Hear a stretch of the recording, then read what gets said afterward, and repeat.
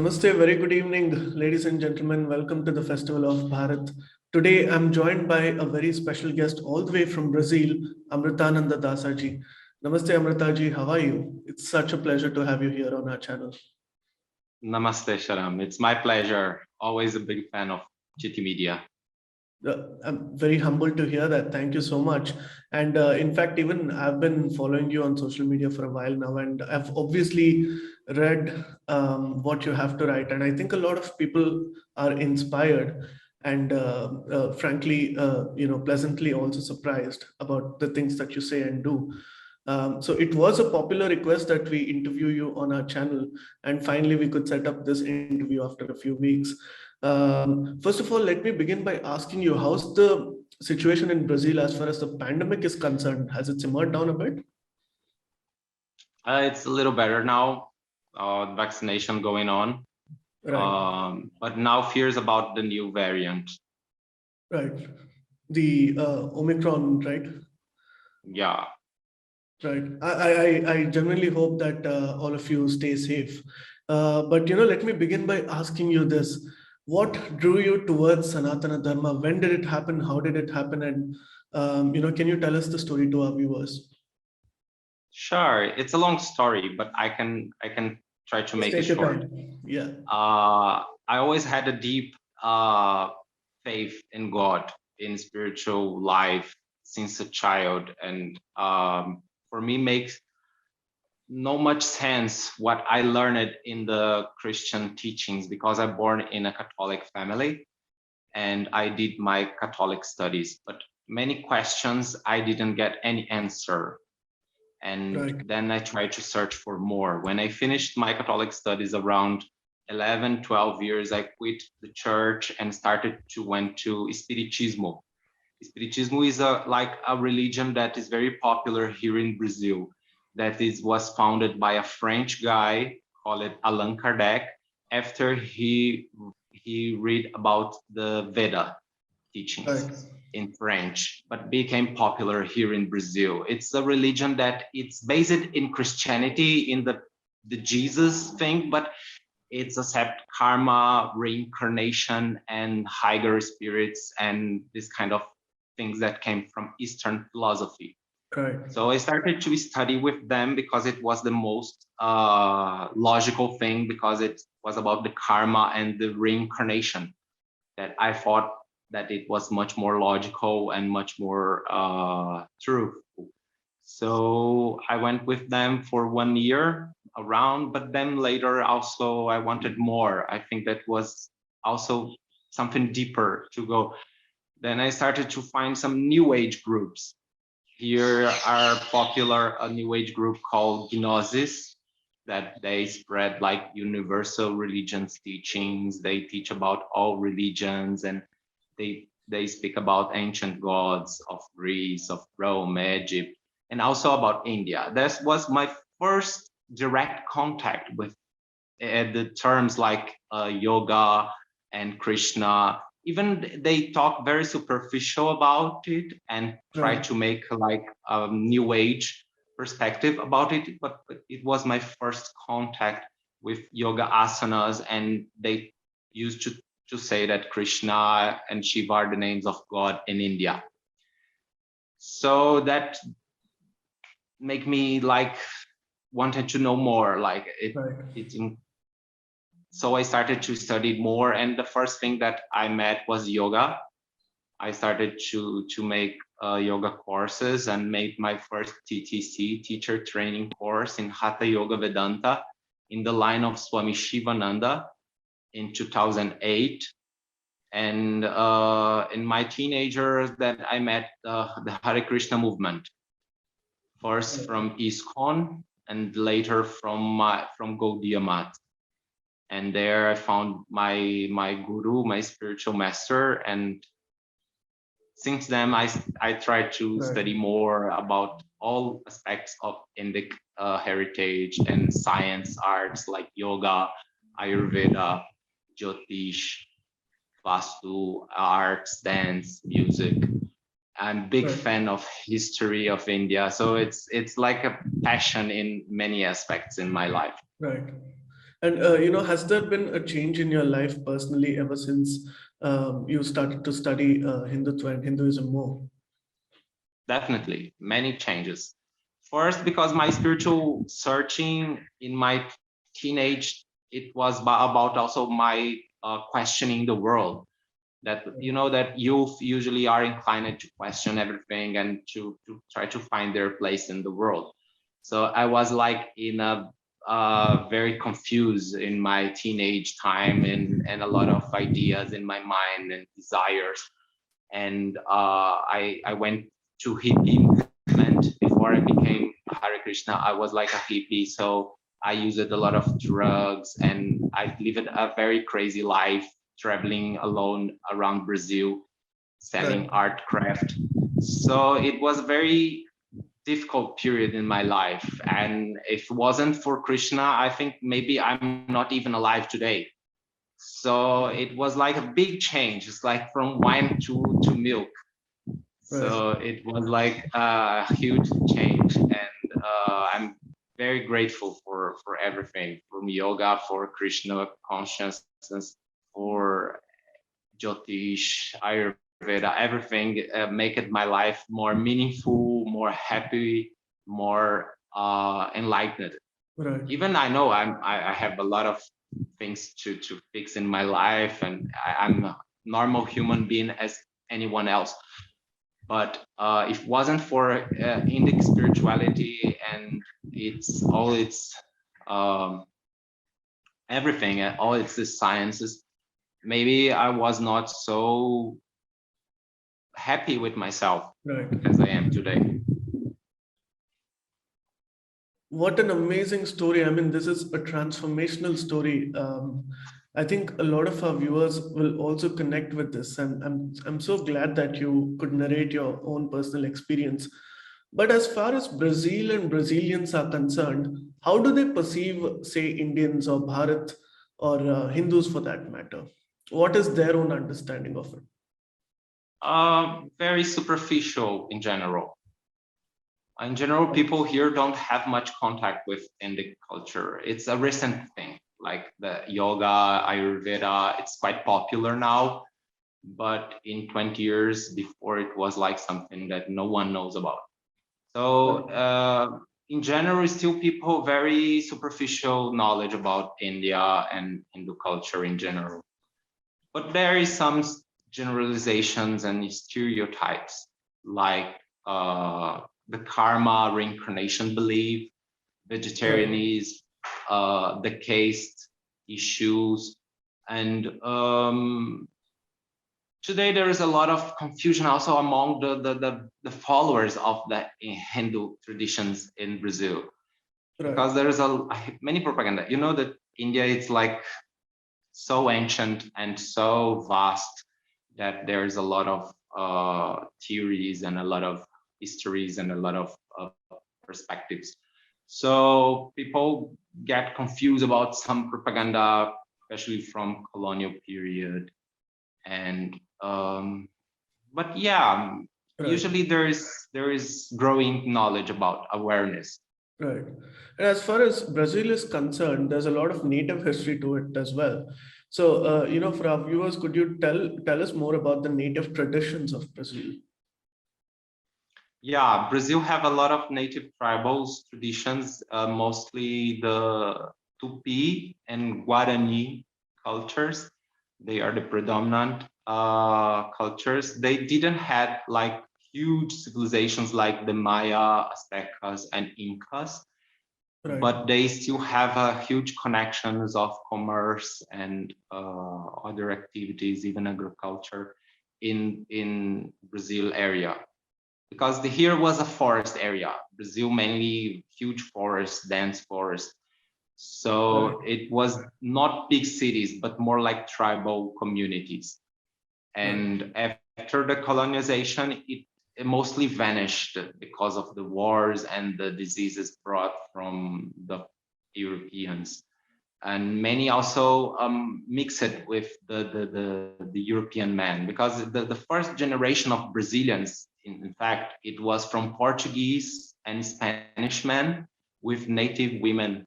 So they raped them, or many times they get in love because it was humans.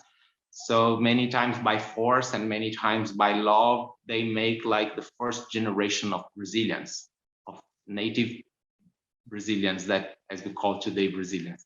Right. So it's like a very similar also with Indian history, that have a history of invasions and foreign rule. And here the native tribal, they had a similar history, but they vanished. They couldn't Right. resist.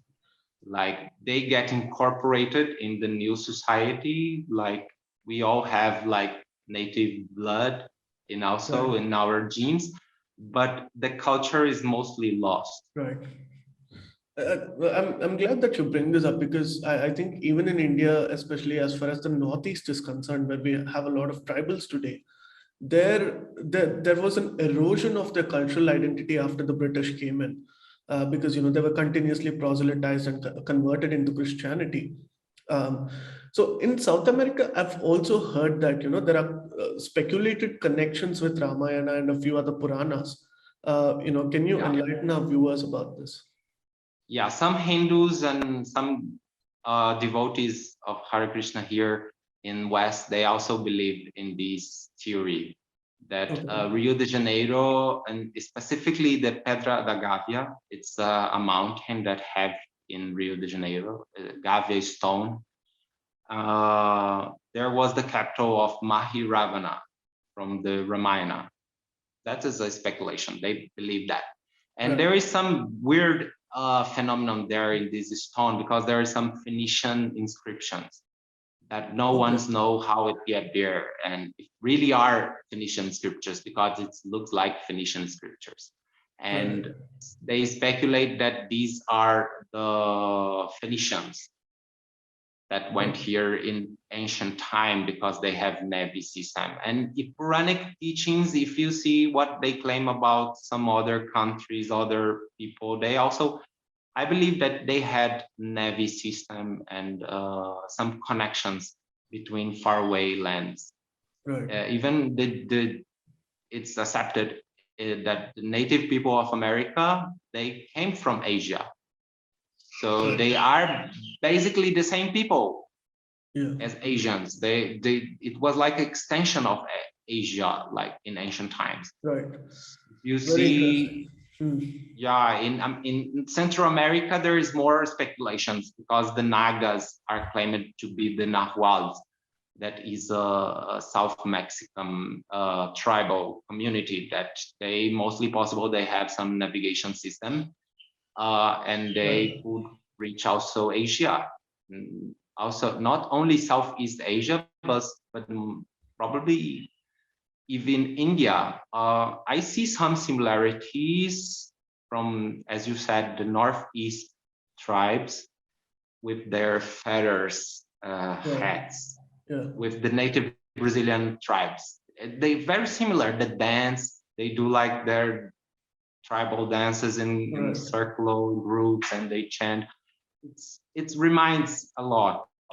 And if Right. you see the genome, they are Asians. So for me, it makes a lot of sense that it have Right. some connection. Even we can speculate, we cannot have sure about it, Right. but it's definitely some connection.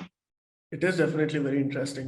I'll try to actively read more about this, and we'll probably have another discussion when I'm fully prepared and fully aware of the Brazilian connection to Dharma and Hindutva for that matter. But like I've said earlier, I've been following your writings for a while, and it's very interesting to begin with. As a Brazilian, how do you understand and view secularism? Uh, here is our um, best choice. Like, but Brazil have a different history than India. Right. I see that Indian secularism is not really secularism, because here for us, secularism is like when we took church out of power Right. in the French Revolution, when the Freemasons, that they are not Christians, Freemasons, they are like a new age esoteric people. They have secret religion.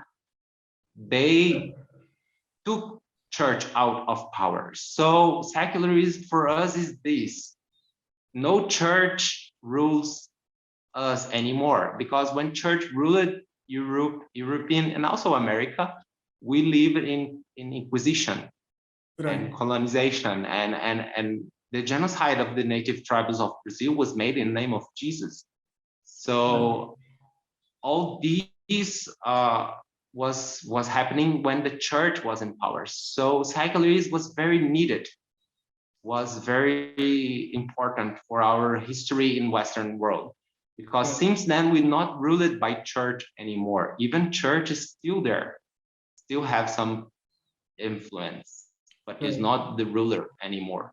But in India, I think that secularism means more about promoting Christianity and Islam than anything else. Correct. Like if you see who are the real minorities of India, is the Jains, the Parsis, the Sikhs, not the Muslims that partitioned India in 47 and are a huge lobby in India and worldwide. So Indians need to realize that they are a minority in world, Hindus specifically. They are minority worldwide. They have no lobby outside India. There is no friend outside of India of Hindus. Right. Wonderful. So Our audience will really secularism is a definitely. weapon in India, is a weapon to promote Christianity and Islam specifically, Abrahamic Right. religions that came with colonization. Right. So it's a perpetuation of that. Right. As far as Brazil is concerned, and of course, I think the conceptual clarity of what secularism is in a Westphalian sense, in the sense of how the Western democracies today apply it, is completely different in India. And I think you've addressed a lot of those concerns and fears, and frankly, the realities of what secularism, or the word that had been instituted in our constitution, is actually doing to India today. So I'm really glad that you put it that way. But as far as Brazil is concerned, now, of course, since you also mentioned that we are the real minorities in the world, especially if you look at the history of our persecution, has there been any history where Hindus have been persecuted in South America or Brazil for that matter, or even in the current times? I think there is not persecution, but our suppression. Like Okay. there is a huge suppression of Hindic knowledge for Brazilian people. If you see, like Brazilians are very open for it. Right. Like yoga, Ayurveda are very popular. And 40 years ago, the Christians here were believing in karma and reincarnation through that spiritism or religion. This religion itself was created to accommodate these Christians that are influenced by Indic ideas to don't to remain Christians, because this spiritism, it's very crazy, because they believe in karma and reincarnation, and they do even spiritual sessions connecting with spiritual deities, Right. but they still claim to be Christians. Right. They said, no, I'm Christian, I swear in the Bible, I love the Bible and Jesus. How doesn't make sense? Right. But it was like a cover up, like to make the many people are attracted to Hinduism, but then they give this kind of placebo, like, okay, take this Christian yoga, take this Right. non-religions yoga, take these like it's like a placebo, and many people take, like, it's the new age movement. New age movement here is basically that. It's basically a cover up of Hindu influence. So Hindu influence a lot the Western mindset, a lot. If West today is secular, if West today is open to religious tolerance, is open to, these all came from India. It's all came from the Eastern perspective. Right.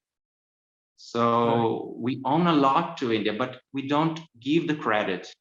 We say this is new age. This is new age. This is Right. they give a Christian fringe to everything, and they try to make like everything is equal, and don't question, or otherwise you are a hate monger.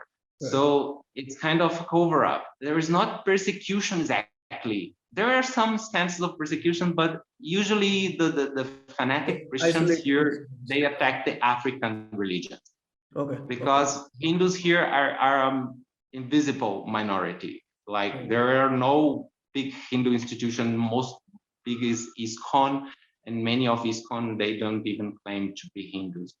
So it's very difficult, because there is even those that follow Hindu religions, they are shy to say. Right. They feel like that's no, I'm not Hindu, because as if being Hindu is something bad. Right. Like it's something that people don't realize, because it's something that we suffer from this colonial education and brainwash for so long. And Right. I've that heard that is, the new Brazilian president, Mr. Bolsonaro, is also inspired by Hinduism. How true is this? yeah, not exactly true. Uh-huh. He is more attracted towards India, because he wants to balance China influence. Right. Yeah, so he And has wants involved in foreign to policy. balance, because China is big problem here also. Okay. It's a huge influence. We before Bolsonaro, we had a left government here in Brazil for 14 years. So they made a huge connection with China. Everything, China was having huge influence in Brazil society, media, politics, Okay. everything. So Bolsonaro is against that. So he wants to stop China, and the India is the best option for him, because Right. India is like a huge giant, also a growing economy, and is more aligned with its policies of Right. free market and uh, But diversity. you, you Because know, China is a monopoly. we've seen what China has done over the last few years to different economies, to different countries, and to different cultures, for that matter. But I'm pleasantly surprised to hear about this. But I'm aware that Brazil has had a very unpleasant history in the recent past, especially with all the coups and takeovers and whatnot. But I did not know that the Chinese were involved to such an extent. Now, even in India, the problem of Maoists, the problem of Naxalites picking up guns against the state, and how our youth are brainwashed into hating India has become a major problem and still is existing to a very large extent. So, in Brazil, was there a similar case? Yeah, left here sometimes have some radical groups. Even I say that if right wing come to power now, it's because of this kind of attitude. Right. Because Brazil is majority Catholic country, Christian. It's Christian country. It's half evangelical, half Catholic, Right. and these groups, they preach hate against Christianity far and right. Like, yeah, I think it's even funny, because in India the left is like promoting Christianity, but here in Brazil they hate Christianity, and the far left groups, they even do some things that are very aggressive. I'm a critical of Christianity. I don't like Christianity at all. Like but I respect, because it's a religion. Many people that they found their comfort, spiritual comfort in that religion. So as far as they don't attack others, I don't have any concern against them. Right. But there is some fanatical anti-Christian groups that are promoted by far left, that they do like things like they put the crucifix, and I don't even want to say this in the video, but they Right. do very obscene things with sacred icons of Christians. And Right. these make Christians hate left, and they started to vote for right wing. So if right wing now is in power, it's because of these far left groups. I But I think we think have something here in they are common. less dangerous than in India, Right. because here the left are more aligned with the Christianity. Even the far left is very aggressive against Christianity. The left in general are not. So Yeah. they are very aligned with Christianity. It's different from the Indian left. Right. Very interesting. In your writings, I've observed, especially in the wake of, events like dismantling global Hindutva, where there is a definitional debate that Hinduism is different and Hindutva is different. And this debate has been going on for a while now. What you try to say is you try to understand Indic history through the lens of Hindutva. So, how would you suggest that we Hindus mainstream these narratives and move away from colonial imperatives and perspectives? I think Hindus are doing that. I think that what we see in India today is like a big revolt of Hindus trying to get their voice listened after so long oppression. Right. But still a lot of disunity. I think the main issue in the Hindu community is that they are not united. Right. Like Hindus are divided not only by caste, but by the panth, the different panths. Like the Vaishnavas, they don't accept the Shaivas, and the Shaivas don't accept the Vaishnavas, and so on. So these kind of divisions, they are good in theology. Right. It's good that you have your proper theology defined in your concept. But in daily life, we need to evaluate that these divisions can harm us Right. in politics and society in general. And that's what I see in India, that Hindus, they don't, it's changing now. Right. That I'm very glad. I think that we are very fortunate to live in this area, that we can see these changes happening, because you imagine 10 years ago it was impossible even to think about. Right. Like, so it's like happening, and I'm very excited for what's coming up. But yeah, we have a huge challenges now that they can turn the table politically. So No, they are again, creating a you lot have to of look at the narratives for history that. itself like that. Yeah, I think that we need to unite as like we need to see beyond our differences. So because Varnashram Dharma is completely Hindu society, not only Brahmins, like the meat and vegetarian debate. Like I see these in some posts that I made. I'm pure vegetarian. I don't eat any kind of meat, and this is one of things that Dharma inspired me the most. Right. But I can't impose vegetarianism in all society, and this isn't dharmic. Like Right. there are tribal communities that they thrive on hunting, and it's part of their culture, their heritage, their dharma. So it's not about us to impose on our values like Abrahaminicals do. Like we can't go on this rampage on like vegans and try to impose vegetarianism. That doesn't make sense. But even so, we also need to be aware, like the halal, that many Hindus that eat meat, they eat in halal, that it's very non-dharmic. It's like Right. it's the worst way of killing an animal. So it's not, if, at least follow dharma. If you want to eat meat, at least eat not cruel meat. Like, so these kind of changes are very slow in society. Like if you see in the history, the first slaughterhouse in India from British Raj to now, there is a growing market for meat in India.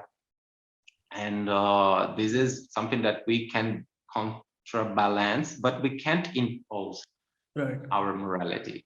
Absolutely. Ever since you accepted the fold of Hinduism or Dharma for that matter, have you experienced any instances where you had been challenged, or it somehow indicated Hindu phobia for that matter? Direct attack, no. In general, as I said, Brazilians in general, they don't I really mean, see it can Hindus. be a mockery It's, of your beliefs, right? I mean, even that is a yeah, serious. not oppression. It's like something that they try to denigrate. Like since the childhood, when I learned it in schools that Hinduism is only caste and sati, and always this kind of negative. Even when the spiritism, like as I said, when I went they are very open. Oh, karma is true, reincarnation is true, but no, in the God is not. It's bad. Right. So this kind of approach is very subtle, and people don't really understand. And even when I met, I didn't saw that as a direct attack on me, but is a direct attack on the belief system. Right. And it's That's like much more it's very dangerous. dishonest. It's very dishonest because these people are using the Indic philosophy and at the same time talking bad about. Right. And this is the problem. The main aggression are not from outsiders, are not from Christians, because as I said, the Christian fanatics here, they use it to attack the African religions. Because Hindus are very few in Brazil, and usually they have some temples and closed private temples there. There is no harm.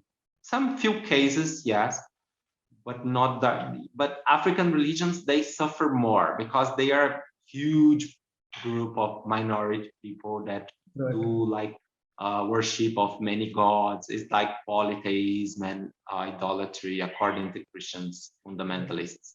So they are attacked many times, where they And destroy their temples, they throw stones at them. It happens a lot in Brazil. right. According to you, what do we Hindus need to do to sort of reclaim our own history, culture, and heritage? I think the first step is education. We need to read Shastra. We need to read Hindu history.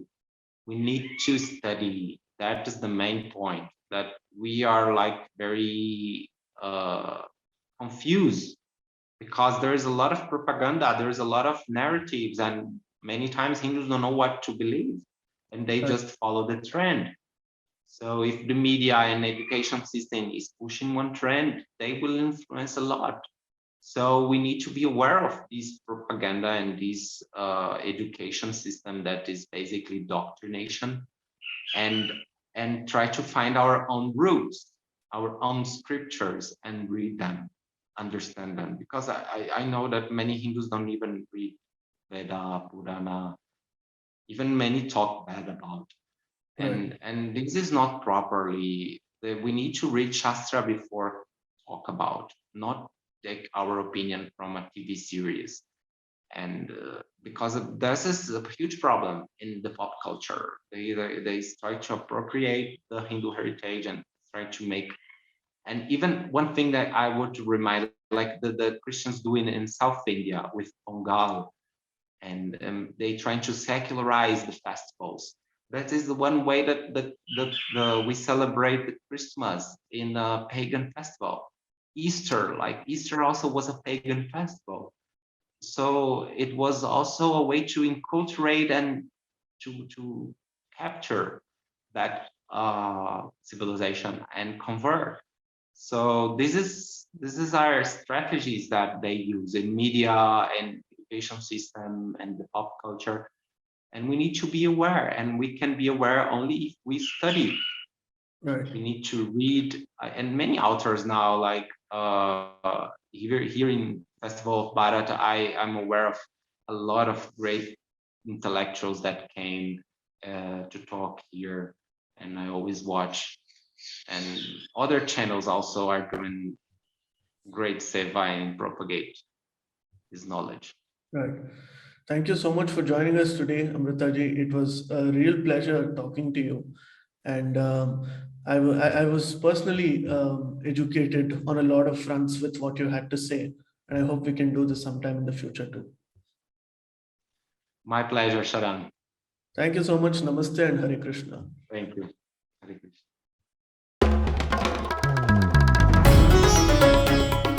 Namaste. We hope you enjoyed this Citti Media content.